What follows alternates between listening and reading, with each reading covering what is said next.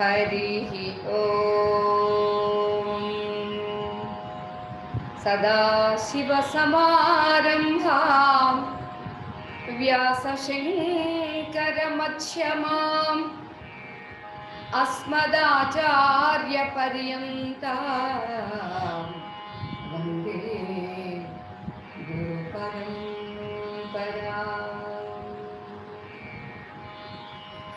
सर्वचैतन्यरूपां ताम् आद्यां विद्यां च धीमहि बुद्धिं ज्ञानः प्रचोदयात्।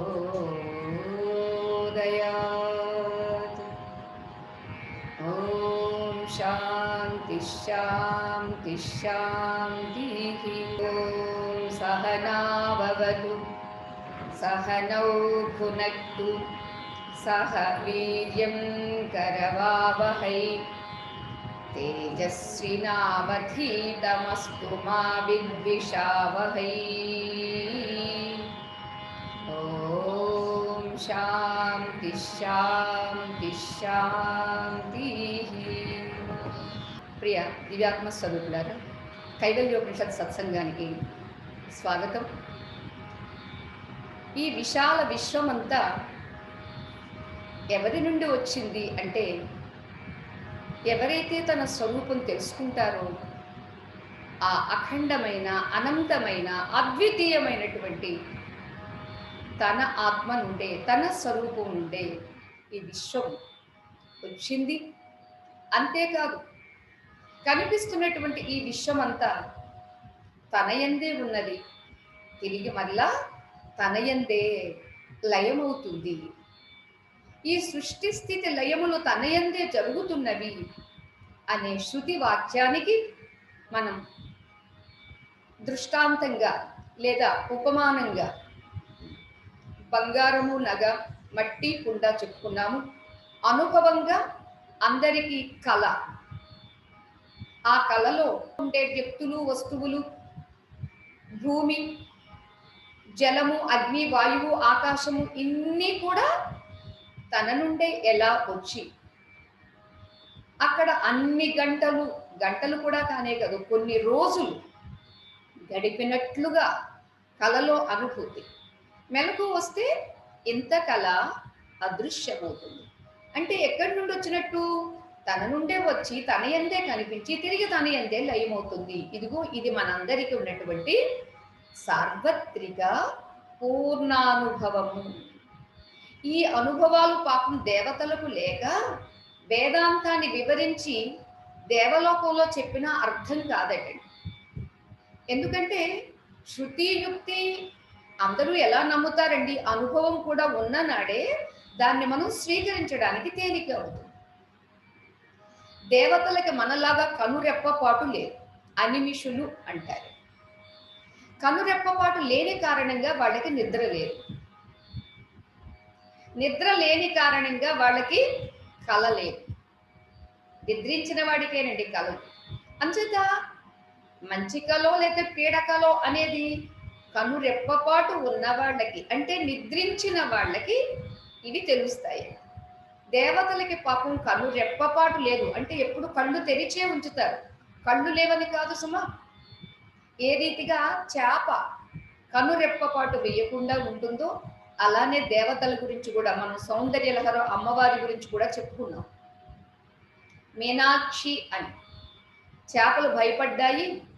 అరే అమ్మ కళ్ళు వెళ్ళి చెవులతో ఏవో చెబుతూ ఉన్నవి, మనం అమ్మ యొక్క ఆ అనిమిషత్వాన్ని దొంగిలించాము అని చెబుతున్నవా ఏమిటి అని శఫరికాహ చేపలు భయపడుతున్నవి, గుసగుసలాడుతున్నవి అని చెప్తారు.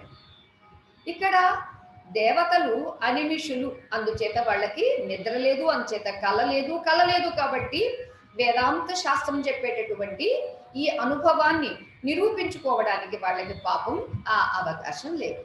అంచేత వేదాంతానుభవాన్ని గుర్తించాలి అంటే దేవతలు కూడా మరలా తిరిగి మన ఈ భారతదేశానికి, ఈ భూమిపైకి రావాల్సిందే. ఈ భూమిపైన వేరే వేరే కంట్రీస్ లో పుడితే ఆహాహా, కర్మభూమి దివ్య భూమి ఏదది? భారతదేశం. అందుచేత మనకి శృతిమాత తీసుకుని ఎక్కడ కూర్చోబెడుతుందో చూడండి, ఏ పరమ పదాన్ని ప్రసాదిస్తుందో చూడండి. అందుచేత తద్బ్రహ్మ అద్వయం. ఇంతమంది మనం సత్సంగం చేస్తున్నాం కాబట్టి ఎంతమంది బ్రహ్మలు ఉన్నారండి అంటే, ఆహాహా, ఇంతమంది బ్రహ్మలు లేరు. ఉన్న ఒకే ఒక బ్రహ్మకు ఎన్ని ఉపాధులు ఉన్నాయి, ఉన్న ఒకే ఒక బంగారంలో ఇన్ని నగలు కనిపించదు, అంతే. ఒకే బంగారాన్ని మీరు 10 గాజులు చేయించుకున్నారు. టిటిడి లడ్డూలు చేసేటటువంటి లడ్డూ కాంట్రాక్టర్ కూతురికి మీరు వాట్సాప్లో చూసారో లేదో, ఇక్కడి నుంచి ఇక్కడికి, ఇక్కడి నుంచి ఇక్కడికి ఏంటి బంగారపు నగలండి. ఇలా పైనుంచి ఆ అమ్మాయి నిలబడితే మోకాళ్ళ వరకు హారాలండి. ఎందుకంటే అంత బాగా సంపాదిస్తున్నారండి స్వామి యొక్క లడ్డూల్లో, అంత ప్రాఫిట్ ఉందన్నమాట. సో ఇదేమిటి, ఎన్ని నగలు వేసుకున్నా బంగారం మాత్రం ఒక్కటే. ఎలానో అలా ఎన్ని ఉపాధులు కనిపించినప్పటికీ ఉపాధిగత చైతన్య తత్వం ఉందే, ఆత్మతత్వము, అది అద్వయం. అద్వయమస్మ్యహం అని చెప్పారు. నిన్న మనం చివరిలో చెప్పుకున్నాం కదా శంబరాసురుడి కథ. చివరిగా ఆయన సృష్టించినటువంటి భీమ, భాస, దృఢ అనేటటువంటి వాళ్ళ వలె ఆత్మజ్ఞానంతో ఈ జీవనాన్ని సాగిస్తే ఈ శరీర ప్రారంభం ఎంతవరకు ఉంటుందో, ఈ ప్రమిదలో నూనె ఎంతవరకు ఉంటుందో అంతవరకు ఉంటుంది. ఆపై నూనె అయిపోయినప్పుడు శరీరం పడిపోతుందే తప్ప ఆత్మస్వరూపమైన నేను మాత్రం స్థిరంగా నిలిచే ఉంటాను అనేటటువంటి జ్ఞానం కలిగిస్తుందండి శృతిమాత. ఇక మనం తరువాత శ్లోకాన్ని, తరువాత మంత్రానికి వెళదాం. చెప్పండి. అనోరణీయా అహమేవ తద్వత్ మహానహం విశ్వమిదం విచిత్రం పురాతనోహం పురుషోహమీశః హిరణ్మయోహం శివరూపమస్మి. దీని అర్థం ఏమిటి అంటే, హే అశ్వలాయన, ఎప్పుడైతే ఆత్మస్వరూపమైనటువంటి నా నుండే ఈ విశ్వము జనించడము, మరలా తిరిగి పోషింపబడము, తిరిగి మరలా లయింపబడడం అనేటటువంటిది జరుగుతుందో, ఆ నేను ఎలా ఉంటుందో తెలుసా? ఆ ఆత్మ ఎలా ఉంటుందో తెలుసా? అణోహ అణీయ, అణువులలోకెల్లా పరమాణువుగా ఉంటుంది ఆ ఆత్మ అంటే నేను. అంతేకాదు మహతో మహీయ, మహత్తులలోకెల్లా చాలా మహనీయంగా ఉంటుంది. ఏది ఉంటుంది అని కాదు, ఉంటాను అని చెప్పాలి. అంతేకాదు మహాన్ అహం విశ్వమిదం విచిత్రం, అది ఏ రీతిగా ఉంటుంది అంటే, ఇదిగో చిత్ర విచిత్రమైనటువంటి ఈ విశ్వం ఉందే, ఇది మహాన్.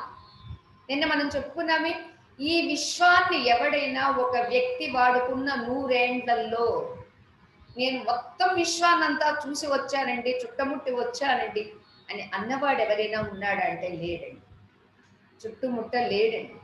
ఎందుకని, ఈ భూమిపై ఉన్నటువంటి విశ్వమే ఇంత సువిశాలమైతే ఇక ఈ విశ్వం లాంటివి ఎన్నో విశ్వాలు ఉన్నవి అన్నారు. అందుచేత అణువులలోకెల్లా పరమాణువును నేనే, మహత్తులలోకెల్లా మహత్తును నేనే. ఏమా మహత్తు మనకి కనిపించేటటువంటిది, ఇదిగో చిత్ర విచిత్రమైనటువంటి విశ్వము అన్నారు. అంతేకాదండి, పురాతన అహం, ఇప్పుడు విశ్వం వచ్చింది కాబట్టి మీరు కొత్తగా వచ్చారండి, కొత్తగా సృష్టించారండి అంటే, ఆహాహా, అహం పురాతన, అహం సనాతన, నేను చాలా పాతవాడినండి. ఏమనుకుంటారు ఎవరన్నా పరిచయం అయితే మీ డేట్ ఆఫ్ బర్త్ ఎప్పుడండి, మీ బర్త్డే ఎప్పుడండి అని అడుగుతుంటారు. ఒకవేళ అడిగిన వాళ్ళు అడిగినా కాస్త ఈ జ్ఞానం కలిగి ఉంటే ఏ డేట్ ఆఫ్ బర్త్ చెప్పాలండి, బాడీకి చెప్పాలా? బాడీకి చెప్పాలంటే శరీరం తనంతట తాను చెప్పలేదని. మరి ప్రజ్ఞతతో ఉన్నటువంటి మన గురించి చెప్పాలి అంటే డేట్ ఆఫ్ బర్త్ లేదండి నాకు. ఎందుకని? అహం పురాతన. పురాతన అనేటటువంటి శబ్దానికి అర్థం అండి, పాతవాడు అయ్యుండి కూడా ఎప్పుడు కొత్తవాడిగా కనిపిస్తాడు. ఇది మన ఆత్మస్వరూపు యొక్క లక్షణం. అందుకని పురాతనం ఏదో అదే సనాతనం. అంచేత హే అశ్వలాయన, అహం పురాతన. బ్రహ్మగారు ఏదేది చెబుతున్నారో అది అశ్వలాయనుడికి సమన్వయం అవుతుంది. అశ్వలాయనుడు ఏదేదైతే వింటున్నాడో మనందరికీ కూడా సమన్వయం అవుతుంది. అశ్వలాయనుడి స్థానంలో మనం ఉన్నాం. అంచేత అహం పురాతన అని చెబుతూ అహం పురుష, నేనేనయ్యా పురుషుణ్ణి అని అన్నారండి. ఏ పురుషుడు ఇక్కడ? మగ ఆడ అనేటటువంటి పురుషుడు కాదు సుమా. ఉత్తమ పురుషస్త్వన్య పరమాత్మేచ్యుదాహృత యో లోకత్రయమావిశ్య విభక్తి అవ్యయ ఈశ్వర అని చెప్పాడే మన స్వామి. పురుషుడు అనేటటువంటి వాడు, ఈ ఉత్తమ పురుషుడు అనేటటువంటి వాడు అందరికన్నా వేరుగా ఉన్నాడు. ఇది ఆడామగ అనే చెప్పేటటువంటి ఈ లింగ భేదముల కన్నా వేరుగా ఉన్నాడు. అన్య, అంచేత వేరుగా ఉన్న కారణంగా ఇతన్ని ఏమని చెబుతున్నారు? పరమాత్మ. పరం ఆత్మ, శ్రేష్టమైనటువంటి ఆత్మగా ఉదహరింపబడుతుంది. శ్రేష్టమైన ఆత్మగా ఎందుకు ఉదహరింపబడుతుంది అంటే, మనం ఏమనుకుంటామంటే ఆత్మ అంటే నేనంటే ఈ శరీరం, నేను ఒక స్త్రీని, దీని మీదకి మనం వాలిపోతూ ఉంటాం. ఆహా, దీని మీదకి వాలిపోవడం కాదు. అంచేత పరమాత్మ అని ఏదైతే చెప్పబడుతుందో అది పురాతన, అది పురుష. అంతేకాదండి, ఆ పురుషుడైనటువంటి నేను ఈశ, నియమిస్తూ ఉంటాడు. ఈ నియమనము, ఈ నియతి అనేటటువంటిదే శక్తి. అదే ఉమా సహాయం పరమేశ్వరం. ఆ తత్వాన్ని శంకర భగవత్పాదుల వారు సౌందర్య లహరిలో శివశక్త్యాయుక్తో యది భవతి శక్త ప్రభవితుం అన్నారు. స్పందన, చైతన్యములో ఒక స్పందన అనేది కలిగినప్పుడే సృష్టి ఆవిర్భవిస్తుందండి. ఏ స్పందన లేదనుకోండి, నిర్గుణ నిరాకార నిరంజనంగా అలానే ఏది మనం గాఢ నిద్రలో ఎలా ఉంటామో అలానే ఉంటుంది. ఎప్పుడైతే తైజసుడిగా స్వప్నావస్థకు వచ్చాము, అక్కడవో సంకల్పాలు సంస్కారాలు ఉన్నవి కాబట్టి అక్కడికి అనుగుణంగా కొంత సృష్టి అక్కడ జరుగుతుంది సూక్ష్మంగా. మరలా మెలకు వచ్చేసరికి ఈ జాగ్రత్త అవస్థలో స్థూలంగా జరుగుతుంది. అంతే ఇక్కడ ఈశః అనేటటువంటి ఈ ఈశత్వ శక్తి ఎవరిది అంటే తన శక్తియే మనకు అర్థం కావడం కోసం శక్తి శక్తములు, ప్రకృతి పురుషుడు. వాస్తవానికి రెండు ఒకదాన్ని విడిచి ఒకటి ఉండవు, రెండింటికి అభేదం మనం గుర్తించడం కోసం. అందుకనే మన గాఢ నిద్రావస్థలో మనకి స్పందన అనేది లేదు కాబట్టి ఏమీ తెలియకుండా కేవలం ఆనంద భుక్గా ఉంటుంది. ఎప్పుడైతే మరలా ఈశత్వ శక్తి వచ్చిందో అప్పుడు ప్రారంభమవుతుంది అంతా. అంచేత అహం ఈశః, ఈశుణ్ణి నేనే. అంతేకాదండి, అహం హిరణ్మయ అన్నారు. హిరణ్మయుడు అనే దానికి అర్థం ఏమిటంటే బంగారుమయంగా ఉంటాడు. ఈశావాస్యోపనిషత్తులో వస్తుందండి, హిరణ్మయేన పాత్రేణ సత్యస్యాభిహితం ముఖం తత్వం పూషన్నపావృణు సత్యధర్మాయ దృష్టయే. పూషన్నేకరిషే యమ సూర్య ప్రాజాపత్యవ్యూహరశ్మి సమూహతేజో యత్తే రూపం కళ్యాణతమం తత్తే పశ్యామి యోసావసౌ పురుషः సోహమస్మి సహ అహమస్మి. ఏమిటి? హే సూర్య భగవం, నీవు హిరణ్మయము బంగారమైన పాత్రతో నువ్వు కప్పేసుకుంటావు. సత్యాన్ని కప్పి పెట్టి ఉంచావు. సత్యస్య అపిహితం ముఖం. అది కాస్త తొలగించు, తొలగించి సత్య సందర్శనం చేయించు అని ప్రార్థన ఉంటుంది. ఎప్పుడైతే సత్య సందర్శనం చేశాడో సహ అహమస్మి యోసావసౌ పురుష, ఏ ఆ పురుషుడు ఉన్నాడో సహ అహమస్మి, అతడు నేను అయి ఉన్నాను అనేటటువంటిది ఆ సత్య సందర్శనం చేసినప్పుడు తెలుస్తుంది. అంటే ఇక్కడ హిరణ్మయము అంటే ఒకటి బంగారము, రెండవది హిరణ్మయుడు అంటే ప్రథమ జీవుడు అని, అదే హిరణ్మయుడు అంటే సృష్టికర్త అయినటువంటి బ్రహ్మగారు అని, అదే సృష్టికి మూల తత్వము తెలుసుకుంటే ప్రతి ఒక్కరూ హిరణ్మయులే. అంటే ఇప్పుడు మనం ఎవరమండి? హిరణ్మయులు. ఈ హిరణ్మయము అని చెప్పుకున్నప్పుడు స్త్రీ కాదు, పురుషుడు కాదు, 84 లక్షల జీవరాశి జాతులు ఏదేది ప్రాణి అని చెబుతున్నామో అది ఏది కాదు. మూలతత్వం హిరణ్మయ అహం అని చెబుతూ చివరికి శివరూపమస్మి,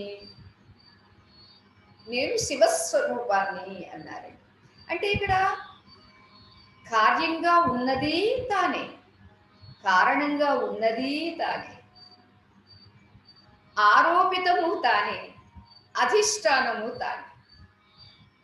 మనకి ముందుగా విభజన చేసి చెప్పారండి. అధ్యస్థము, తాడియందు పాము అధ్యస్థము. ఆ అధ్యస్థము అనేది ఎప్పుడు తెలుస్తుంది? టార్చ్ పెట్టి చూస్తే తెలుస్తుంది.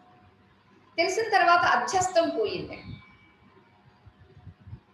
అధ్యస్థం అంటే ఆరోపింపబడింది. అప్పుడు ఆరోపింపబడింది లేదా అధ్యస్థమయ్యింది ఎప్పుడైతే పోయిందో మరొకటి ఏమైనా ఉందా? అసలు ఏమీ లేదా అంటే అధిష్టానం ఉందండి. అధిష్టానం ఏమిటది? తాడు. అలానే ఇక్కడ కూడా ప్రపంచము అనేటటువంటిది అధ్యస్థంగా ఆరోపితంగా కనిపిస్తుంది. దేని యందు? పరబ్రహ్మ అయిన అధిష్టానమైన నాయందు. అటువంటి ఆ తత్వమైన నేను ఏ రీతిగా చెబుతున్నారండి? అణువులలోకెల్ల పరమాణువును నేను, మహత్తులలోకెల్ల మహత్తును నేను, ఈ విచిత్రమైనటువంటి విశ్వంగా కనిపించే కార్యము నేనే, కారణము నేనే. ఇక్కడ ఒక చిన్న తేడా. కారణం లేకుండా కార్యం లేదు, కానీ కార్యం లేకుండా కారణం ఉంటుంది. ఎలా అంటే కుండ లేకుండా మట్టి ఉంటుందండి, నగ లేకుండా బంగారం ఉంటుందండి. నాకు నవ్వొస్తుంది. మీరంతా ఏమనుకుంటారు? ఏ రోజైనా సరే ఈ రెండు విడిచిపెట్టరా అమ్మ మీరు? తప్పదండి. అవి తప్ప వేరే గతి లేదండి. ఈ దాష్టాంతికానికి ఉపమానం చెప్పాలంటే అవి మాత్రమే సరిపోతాయి. అంచేత నగ లేకుండా బంగారం ఉంటుంది, కుండ లేకుండా మట్టి ఉంటుంది. కానీ మట్టి లేకుంటే కుండ లేదు, బంగారం లేకుంటే నగ లేదు. ప్రపంచం లేకుండా పరబ్రహ్మ ఉంటుంది, కానీ పరబ్రహ్మ లేకుంటే ప్రపంచం లేదు. దీన్ని అన్వయ వ్యతిరేక సమన్వయము అంటారు. అంటే అది ఉంటేనే ఇది ఉంది, అన్వయం. పరబ్రహ్మ ఉంటేనే ఇంతటి చిత్ర విచిత్రమైనటువంటి ప్రపంచము ఉంది. అందుచేతేనండి ప్రపంచమే ఇంత విచిత్రమైనది అంటే, అరే ఆరోపితమే ఇంత అద్భుతంగా ఉంటే మరి అధిష్టానం ఇంకెంత అద్భుతంగా ఉంటుంది. మనల్ని ఈ ఆరోపితం నుంచి తీసుకెళ్లి అధిష్టానంగా ఉంచుతుందండి శృతిమాత. అంటే మరలా మీకు తెలిసే ఉదాహరణగా చెప్పాలి అంటే, అరే ఎప్పుడు నగగా ఉండొద్దు, బంగారంగా ఉండు. హిరణ్మయోగం, నేను బంగారాన్ని. అందుకని ముద్దు ముద్దుగా స్వామి భగవాన్ సత్యసాయి బాబా బంగారు బంగారు. అలానే చాలా మంది ప్రేమ కలిగితే పిల్లలు నా బంగారమే, నా సింగారమే. ఏమిటిది అంటే మన నిజస్వరూపము బంగారమే, కానీ ఆ బంగారం కాస్త రోల్డ్ గోల్డ్ అయిపోయారు. రోల్డ్ గోల్డ్ అయిపోయి వెంటనే రంగులు మారిపోవడము, దానికి విలువ లేకుండా పోవడం జరిగిపోయింది. అరే నువ్వు రోల్డ్ గోల్డ్ కాదు, నువ్వు ప్యూర్ గోల్డ్ అని ఇక్కడ శృతిమాత మనకి నిరూపణ చేస్తుంది. అంచేత కార్యమైనటువంటి ఈ ప్రపంచము కారణమైనటువంటి పరబ్రహ్మ ఉంటేనే ఉంది. ఇది అన్వయం. అంచేత పరబ్రహ్మ లేకుంటే ప్రపంచమే లేదు, బంగారం లేకుంటే నగ లేదు. ఇంకా చెప్పనండి, కోడలు లేకుంటే అత్తగారు లేదండి. కోడలు రావాలంటే మీకు కొడుకు ఉండాలి. నేను కూడా అత్తగారు కావాలని అనుకున్నాను అనుకోండి, సాక్ష్యమా? కాదండి. అదే అత్తగారు పోస్ట్ చాలా బాగుంటుందట, మంచి హుకుం చెయ్యొచ్చునట, ఆర్డర్స్ జారీ చెయ్యొచ్చునట అని ముందుగా వచ్చిన కోడలు తాను అత్తగారు అయ్యేసరికి తను అలాగే మారిపోతుందటండి.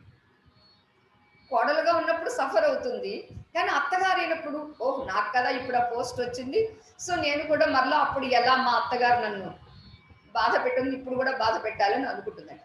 అయితే ఇప్పుడు ఆ రోజులు కాదనుకోండి, అత్తగారు కోడల్ని బాధ పెట్టడం, ఇప్పుడు కోడలే అత్తగారిని బాధ పెడుతుందండి.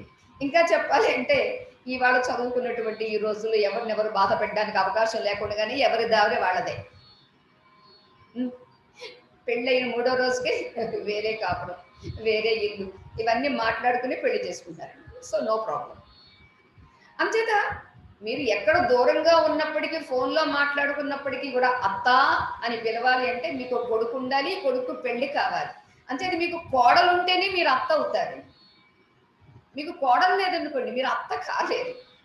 అంచేత ప్రపంచము అనేటటువంటిది పరబ్రహ్మ ఉంటేనే ప్రపంచం ఉందండి, పరబ్రహ్మ లేకుంటే ప్రపంచమే లేదండి. అంచేత కానీ ప్రపంచం లేకున్నా పరబ్రహ్మ ఉంటుంది. ఇంతకు కాసేపు ఉండిపోయేటటువంటి ప్రపంచము మనమా, అధిష్టానమై ఆధారమై సత్యమై నిత్యమై ఉండేటటువంటి పరబ్రహ్మ మనమా అంటే మన సమాధానం ఏమైనప్పటికీ శృతిమాత మాత్రం చెప్పేది నీవు పరబ్రహ్మవే, నీవు పురుషుడివి, నీవు హిరణ్మయుడివి, నీవు ఈశ్వరుడివి, నీవు శివస్వరూపుడివి, నీవు పురాతనుడివి, ఈవాటి వాడివి కాదో, ఈ శతాబ్దం వాడివి కాదు, ఎప్పటి వాడివో. సృష్టికి పూర్వము ఏ తత్వం ఉందో సదేవ సౌమ్యేదమగ్ర ఆసీత్. హే సౌమ్య శిష్య, ఇప్పుడు ఎంత విచిత్రంగా కనిపిస్తుంది ఈ ప్రపంచము.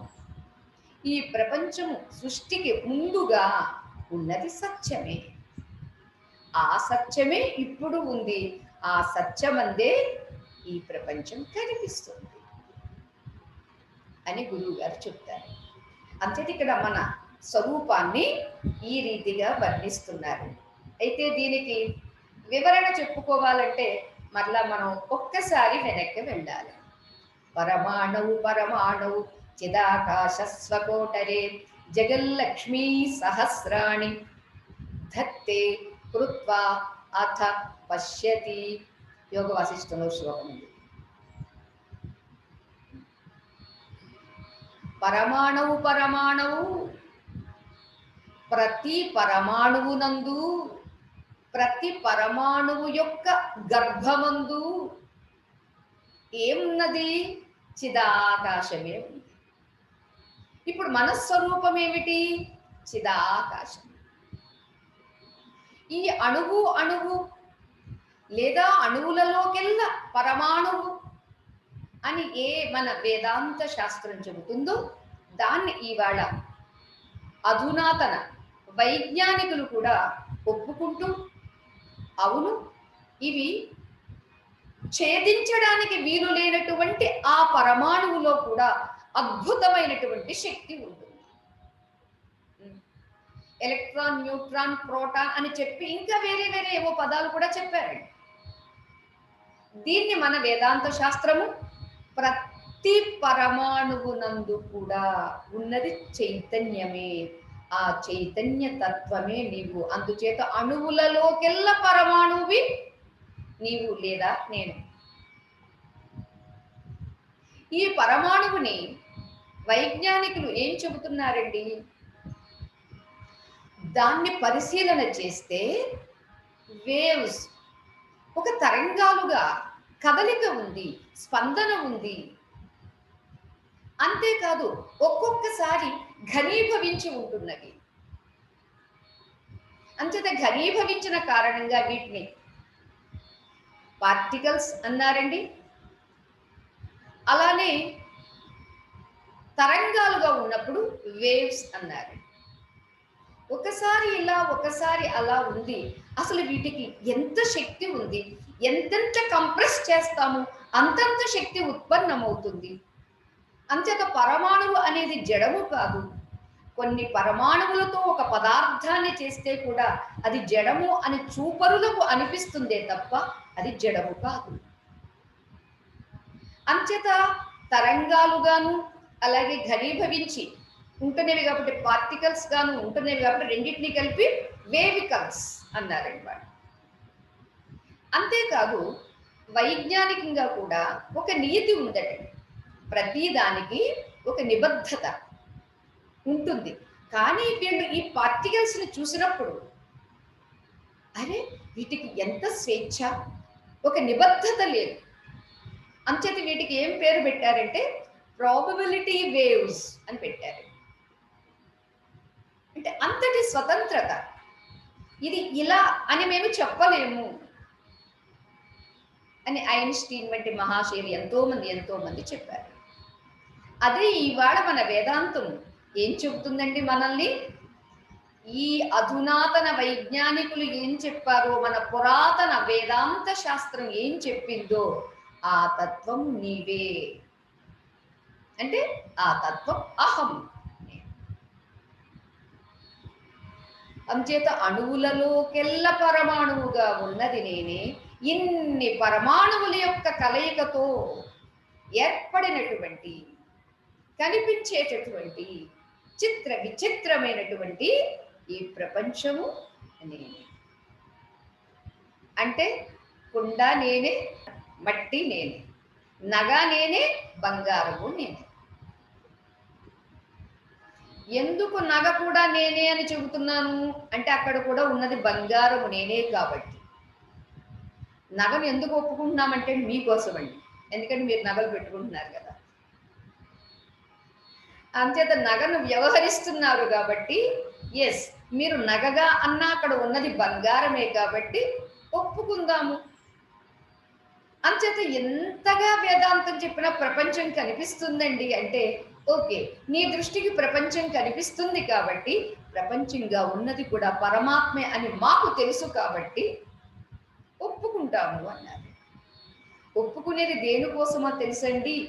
కొన్నాళ్ల తర్వాత వీడితో అది తప్పించి మరలా తిరిగి స్వస్థానానికి రప్పించడం కోసమండి. దీన్ని అధ్యారోప స్థితి అంటారు. అధ్యారోపాపవాదాభ్యాం నిష్ప్రపంచం ప్రపంచ్యతే. ఇది ఒక శృతి సూక్తి అండి. ఎందుకు నగలను ఒప్పుకుంటున్నాము అంటే మిమ్మల్ని బంగారపు స్థితికి తీసుకువెళ్ళేంత వరకు. అధ్యారోపం. పామును చూశాడు అనుకోండి, చూసిన వెంటనే అమ్మో పాము అంటాడు. ఏం లేదురా, పాము లేదు, ఏమీ లేదు, వెళ్ళి చదువుకోరా అన్నాను అనుకోండి, వాడు ఎందుకు చదువుకుంటాడండి? చూసింది వాడు.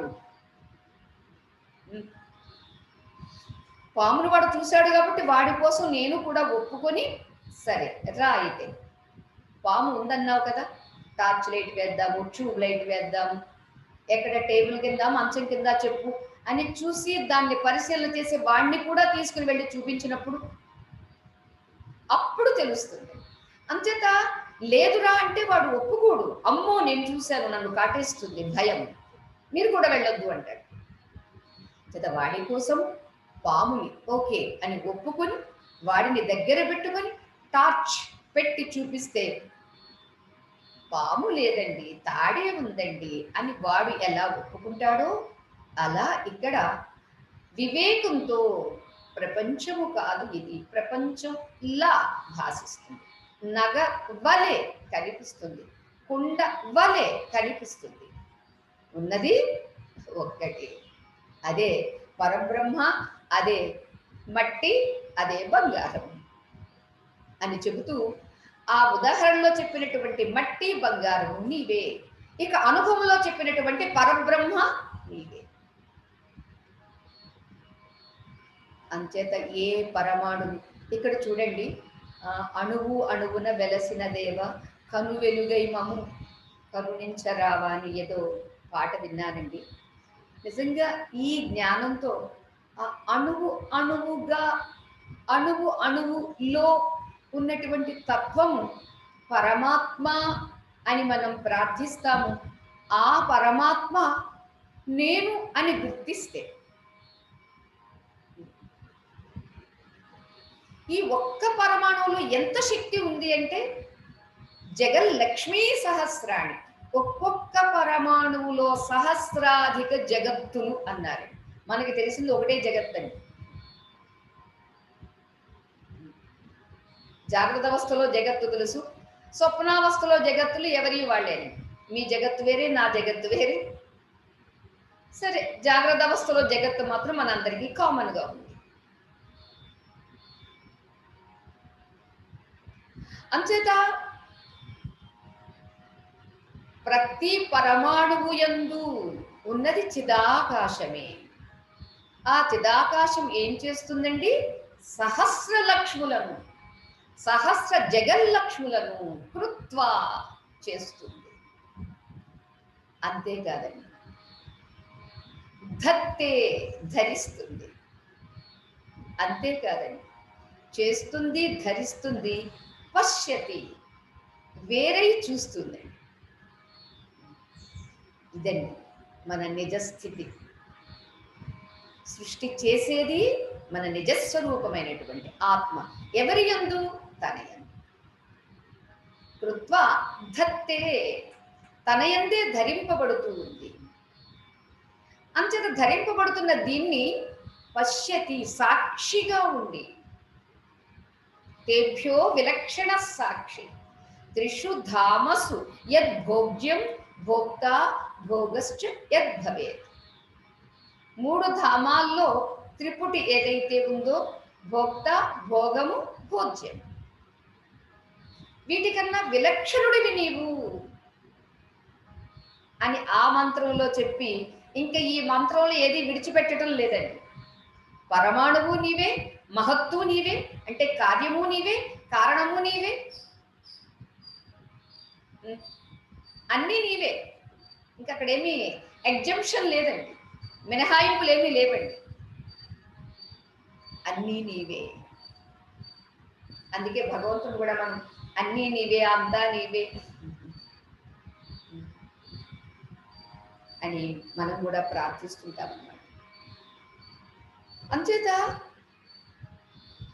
ఆ అంతటా ఉన్నటువంటి ఆ అణుతత్వం, మహత్తత్వం,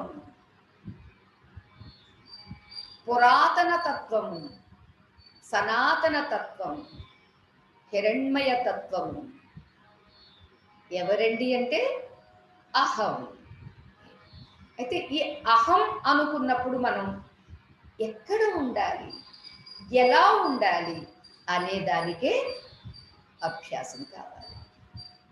ఓం సహనా భవతు సహనౌ భునక్తు సహ వీర్యం కరవావహై తేజస్వినావధీతమస్తు మా విద్విషావహై. ఓం శాంతి శాంతి శాంతి.